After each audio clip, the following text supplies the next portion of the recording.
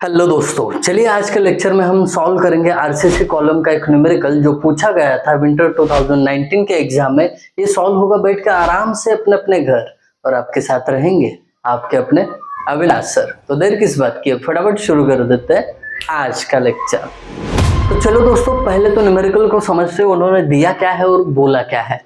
देखिए, गिवन में उन्होंने बोला है कि एक सर्कुलर कॉलम है, उसको आपको डिजाइन करना है। कोई बात नहीं, उस पे आने वाला load, service load 1500 kilo Newton बोला है, ठीक है। बट हमें कैलकुलेशन में सर्विस लोड नहीं, फैक्टर्ड लोड चाहिए। इसके लिए फैक्टर्ड लोड पीयू कैसे निकाला, 1.5 से सर्विस लोड को मल्टीप्लाई किया, हो गया हमारा 2250 किलो न्यूटन फैक्टर्ड लोड। बात खत्म, आगे बढ़ेंगे। उन्होंने आगे बोला है कि ये जो कॉलम है आपका आरसीसी सर्कुलर कॉलम, इसमें माइल्ड स्टील के लैटरल टाइज प्रोवाइड करने हैं। Okay, noted. फिर उसके बाद बोलते हैं इस कॉलम की अनसपोर्टेड लेंथ यानी L0 कितनी है, 3.75 मीटर। अब ये इतना जानकारी देके करना क्या है, design of circular RCC column. बड़ी आसान चीज है, आइए बताता हूं कैसे करना है। स्टेप नंबर 1, देखिए मेरी तरफ से जितना भी मैक्सिमम हो सकता है उतना एफर्ट लेके सब सब्जेक्ट कवर करने की कोशिश करूंगा। आप प्रैक्टिस में कम मत पड़ जाना, प्रैक्टिस करते रहिए। अब थोड़ा सा हो सकता है वीडियो से लेट आ रहे, डिले हो रहे, बट ये जॉब मैनेज करके फिर उसके बाद शूट कर रहा हूँ, तो थोड़ा सा संभाल लेना अपने बड़े भाई को, ठीक है। चलिए स्टेप नंबर 1, और हाँ, चैनल को सब्सक्राइब नहीं किया तो कर लो फटाफट। स्टेप नंबर 1 पे ले जा रहा हूँ मैं आपको। स्टेप नंबर 1 में क्या करना है आपको, परसेंटेज ऑफ स्टील जो है वो अज्यूम करना है। बड़ा इजी होता है, हर न्यूमेरिकल में ये कांस्टेंट रहेगा। क्या, एरिया ऑफ स्टील आपको 1% यानी फ्रैक्शन में 0.01 किसके, 1% ग्रॉस एरिया, ये अज्यूम करना है। दूसरी बात, बचा क्या फिर, एरिया ऑफ कंक्रीट वो कितना होगा, 0.99 ऑफ एजी यानी 99% ऑफ ग्रॉस एरिया। पहला स्टेप यहाँ पे खत्म हो जाता है। स्टेप नंबर 2 पे लेके चलता हूं आपको। स्टेप 2 में क्या करना है, साइज ऑफ कॉलम को पता करना है। साइज ऑफ कॉलम सबसे बड़ा और मेन स्टेप यही है। इसमें एक इक्वेशन यूज करना है आपको। देखिए कुछ इस प्रकार है, PU is equal to 0.4 H C के इंटू एरिया ऑफ कंक्रीट। मेरे साथ बोलिए दोस्तों, घर में बैठे हो ऐसे बड़े आवाज में बोलो, मम्मी पापा बड़े खुश हो जाएंगे, बोलेंगे कि बच्चा मोबाइल नहीं देख रहा है, पढ़ाई कर रहा है ना। चलिए, प्लस क्या होगा, 0.67 into F Y A S T. क्या, F Y A S T, that's it. ये इक्वेशन में बस वैल्यूज पुट कर दो, आपको ग्रॉस एरिया मिलने वाला है। कैसे दिखाता हूं मैं। पीयू कितना है, 2250 किलो न्यूटन है, बट यहाँ पे हमें न्यूटन में पुट करना पड़ेगा। अब ये न्यूटन में क्यों पुट करना है तो मैं आपको बता दूं। एक्चुअली गिवन में ना उन्होंने एफसी के दिया हुआ है, यहाँ पे मैंने नहीं लिखा बट दिया हुआ है, न्यूमेरिकल में दिखा होगा आपको। M25 ग्रेड का है शायद, M25 ग्रेड का कंक्रीट दिया था, तो 25 न्यूटन पर mm² आएगा। न्यूमेरिकल में 20 होगा तो आप 20 लेके भी सॉल्व कर सकते हो। तो यहाँ पे मेरे पास न्यूमेरिकल नहीं है तो मैंने 25 अज्यूम कर लिया, M25 ग्रेड का कंक्रीट, डन। और हाँ, स्टील ग्रेड उन्होंने 415 दिया था, वो मैंने पहले लिखा नहीं था, अब लिख रहा हूँ 415 न्यूटन पर mm²। That's it. अब क्या करेंगे, अब यहाँ पे वैल्यूज पुट करेंगे। देखिए 2250 इंटू 10⁻³ ये न्यूटन में क्यों किया, क्योंकि हमारा एफसीके और एफ वाई न्यूटन पर mm² में है, इसके लिए 0.4 एफसीके 25 M25 ग्रेड का कंक्रीट माना है तो ओके 25 आ गया, इंटू एसी का वैल्यू पहले स्टेप में क्या है, 0.99 एजी, तो वही लिखो 0.99 ऑफ ग्रॉस एरिया प्लस ये 0.67 इंटू एफ वाई स्टील का यील्ड स्ट्रेंथ 415, एएसटी 0.01 एजी, यहाँ पे लिखा हुआ दिख रहा है। That's it, finish. अब देखिए यहाँ पे एजी, यहाँ पे एजी कॉमन दिख रहा है, तो क्या करो, इनका मल्टीप्लिकेशन प्लस इनका मल्टीप्लिकेशन दोनों को ऐड करो, एजी कॉमन में रहेगा, तो क्या होगा वो देखिए, therefore 2250 into 10⁻³ is equal to, AG तो कॉमन में रहेगा बट अब ब्रैकेट में ये दोनों का एडिशन।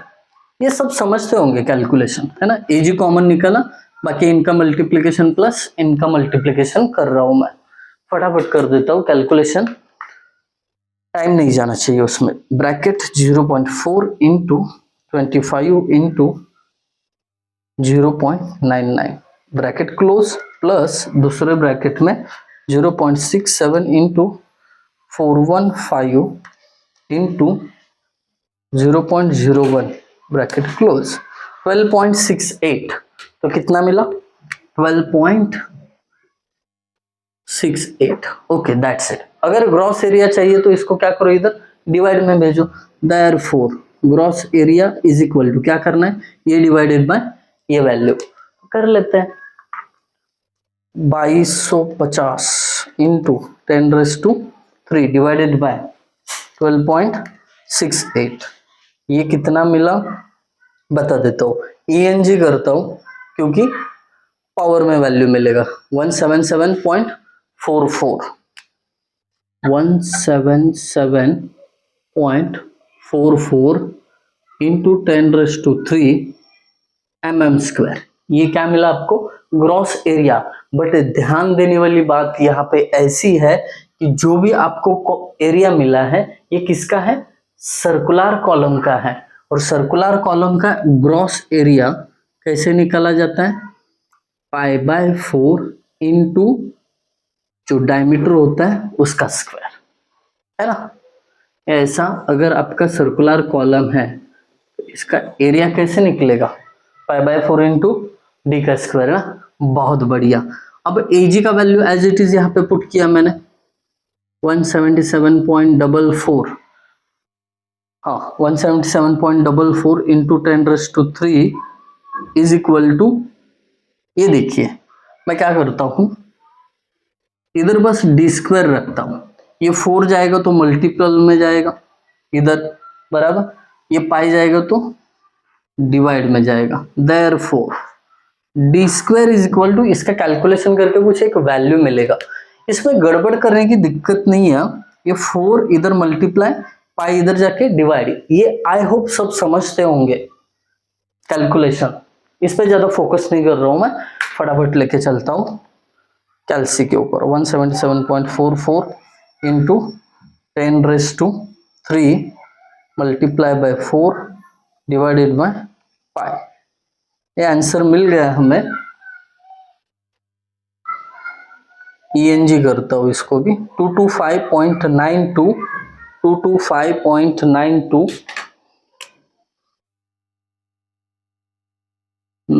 इंटू 10⁻³, ओके, ये मिला d² का वैल्यू। अब कई लोग सोचेंगे कि सर ये ENG करके पावर में आंसर लिखना जरूरी है क्या, नहीं, आपको अगर पॉइंट में लिखना है आगे विदाउट पावर तो लिख लीजिए, कोई दिक्कत नहीं है। Therefore d is equal to, अब ये डायमीटर क्या रहेगा सर्कल का, तो ये दोनों साइड करना पड़ेगा स्क्वायर रूट, जो भी आंसर आया स्क्वायर रूट में डालो, देखते हैं, मैं डायरेक्ट क्या करूंगा स्क्वायर रूट, और प्रीवियस आंसर है ना, आंसर बटन दबा दिया, इज इक्वल टू किया 475.31 mm आ गया। बट दोस्त ऐसे पॉइंट में कौन लिखता है डायमीटर, इसको राउंड फिगर करो, therefore d is nearly equal to 480 mm, that's it। एक बार आपने नया डायमीटर लेके उसका साइज दिया है तो क्या करो, ग्रॉस एरिया डबल निकालो ना, पहले 475 के हिसाब से ग्रॉस एरिया था, अब 480 के हिसाब से निकालो, तो क्या होगा, AG is equal to π/4 into 480 का स्क्वायर, दैट्स इट, हो जाएगा अभी काम, देखो shift pi divided by 4 into 480 का स्क्वायर, SD ENG 180.96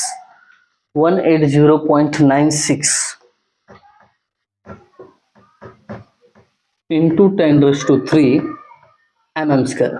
ये नया वाला क्या हो गया, ग्रॉस एरिया मिल गया। तो ग्रॉस एरिया मिलने के बाद बहुत सारे लोग ना मॉडल आंसर में डायमीटर के लिए चेक लिया हुआ है। डायमीटर के लिए चेक क्या होता है, diameter should not be less than 0.12 into L0, but कभी ये चेक लिया है कभी नहीं लिया है, तो मैं यहाँ पे एग्जाम से पहले न्यूमेरिकल सिखा रहा हूँ तो ये चेक यहाँ पे नहीं दे दूंगा, जितना मैंडेटरी है उतना ही समझाऊंगा आपको। डिग्री में हम साथ में ही रहने वाले, तो उस टाइम पे भी आपको ये आने वाला है डिजाइन और डिटेल में देखेंगे उसको, ठीक है। मैं आगे चलता हूँ, चलिए। अब ये होने के बाद एक बार आपको ग्रॉस एरिया मिल जाए ना, तो स्टेप नंबर 3 में क्या करना है आपको, देखिए कोई भी चीज आसानी से नहीं मिलती है, मेहनत करते रहिए। आपको आलस आ रहा है, पॉज करके पानी पी लीजिए, फिर शुरू कर दीजिए, बट हार मत मानिए। आइए स्टेप नंबर 3, देखिए यही तो उम्र है, अब मेहनत नहीं करोगे तो कब बुढ़ापे में करोगे, यही उम्र है, कर लो मेहनत, कुछ नहीं होता है। स्टेप नंबर 3, यहाँ पे हमें एरिया ऑफ स्टील और एरिया ऑफ कंक्रीट निकालना है, निकाल लेंगे ऐसे यूं ही चुटकी में। चलिए AST, आज बच्चे एकदम फायर है, एकदम फायर है, फटाफट कैलकुलेशन कर रहे हैं, बहुत बढ़िया, प्राउड फीलिंग हो रहा है बच्चों आप पे, इतना फटाफट कैलकुलेशन जो कर रहे हो। AST इज इक्वल टू क्या है, 0.01 ऑफ ग्रॉस एरिया। यहाँ पे ग्रॉस एरिया कितना है, 180.96 इंटू 10⁻³ कर लो कैलकुलेशन, एरिया ऑफ स्टील मिल जाएगा 0.01 इंटू 180.96 इंटू 10⁻³। देखिए 1809.6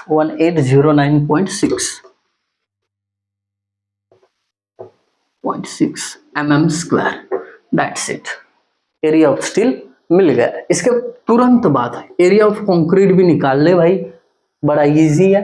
क्या होता है वो, 0.99 into gross area. Gross area कितना है, 180.96 इंटू 10⁻³ कैलकुलेशन बड़ा इजी है। मैं बस ना 0.1 की जगह 0.99 कर दूंगा, कैल्शियम में पहले से ही लिखा हुआ है 179,150.4 खुश mm², ये मिल गया एरिया ऑफ कंक्रीट। अब इसके बाद diameter of lateral ties, step 4, रुकेंगे नहीं थकेंगे नहीं, तभी तो पुष्पा क्या होगा, सक्सेसफुल होगा। डायमीटर ऑफ लैटरल टाइज है ना, रुकेगा नहीं थकेगा नहीं, तभी तो क्या बोलेगा पुष्पा, झुकेगा नहीं साला, है ना। बहुत सारे बच्चों को फेवर चढ़ा था उस डायलॉग का, ठीक है। अभी आप भी कह रहे होंगे मेहनत तो करेंगे झुकेंगे नहीं, पूरा पास करके दिखाएंगे DSR। Diameter of lateral ties, ठीक है, फॉर्मूला मिल गया हमारे पास, है फॉर्मूला, क्या है, पहला 1/4। एक चीज हम भूल रहे हैं, लॉन्जिट्यूडनल बार का यहाँ पे नंबर निकालना है, एक चीज भूल रहे हैं। मतलब फायर, इतने फायर हो गए कि स्टेप स्किप करके आगे बढ़ रहे हो, गलत बात है ये। नंबर ऑफ लॉन्जिट्यूडनल बार, मतलब जो वर्टिकल बार कॉलम में रहेंगे ना, मेन बार, उसका बात कर रहा हूं मैं। नंबर ऑफ लॉन्जिट्यूडनल बार कितने होंगे, तो उसका फॉर्मूला है area of steel upon area of एक बार। एरिया ऑफ स्टील कितना है, कहाँ पे गया, यहाँ पे 1809.6। अब बार यहाँ पे पता नहीं है आपको कितने डायमीटर का लेना है, मैं बता देता हूँ, अज्यूम कर लो π/4, और अगर आपने 20 का किया तो भी ठीक है, 16 का किया तो भी ठीक है। चलिए मैं यहाँ पे 20 का कर लेता हूँ क्योंकि मॉडल आंसर में उतना किया है। 16 का किसी ने किया तो गलत नहीं होगा, ये अजम्पशन है, इतना कॉन्फिडेंट हो जाना चाहिए आपको। चलिए देखते हैं आंसर कितना आता है।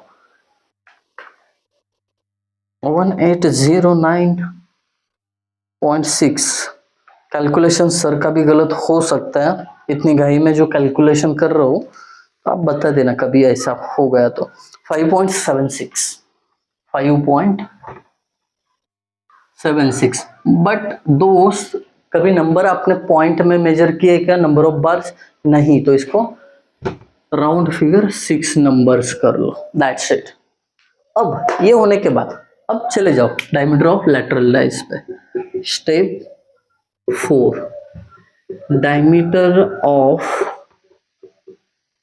Lateral ties.